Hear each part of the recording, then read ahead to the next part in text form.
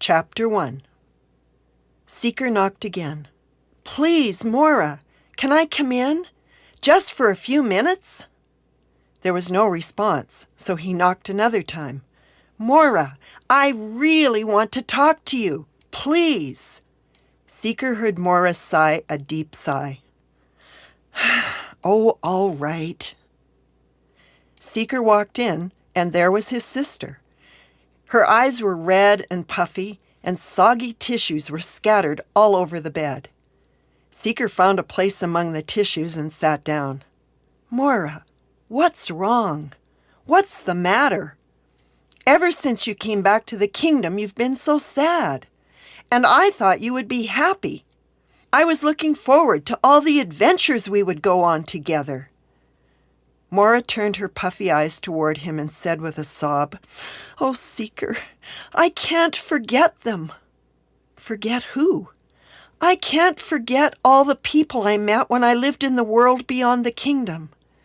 Oh, Seeker, it's awful out there.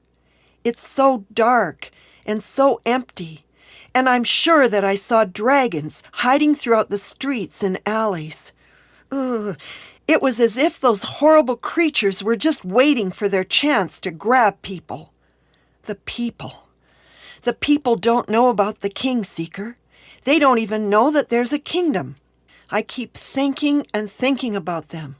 I remember their faces, and I just hurt inside. Especially this one friend I had. Her name was Loneliness. She told me once that she had a son. But whenever I asked about him, she would whisper, "So many regrets. So many regrets." Isn't that sad, Seeker? And I don't even know what his name was. Mora paused for a moment to blow her nose, then continued. "Loneliness was with me in the Valley of Lost Dreams when the king found me. And I just left her there. How could I do that? Why didn't I ask her to come to the kingdom with me?" Mora sighed another deep sigh. "Anyway, I remember Loneliness, and I remember all the other people, and Seeker, I just hurt inside. Mora, what you need is a secret place." "A secret place?" she echoed. "Yeah. Don't you remember how you and I used to go there together? Don't you remember how we fought the dragons that were holding Dad in chains?" Mora nodded slowly. "That all seems so long ago, Seeker, but I do remember. Well, I have a secret place in one of the towers of the castle, and I'm the only one who has the key to that room. I can go there any time I want, and the king is always there.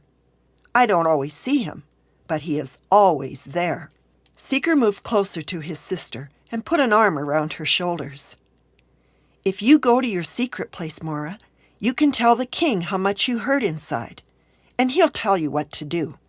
"Oh, Seeker," Mora said as she blew her nose again, "that's a great idea.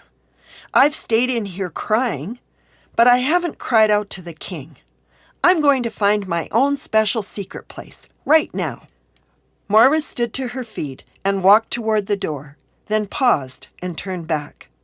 "Thanks, little brother," she said, and gave Seeker a warm hug. "You're welcome, Mora." After Mora had gone, Seeker continued to sit quietly in her room, thinking.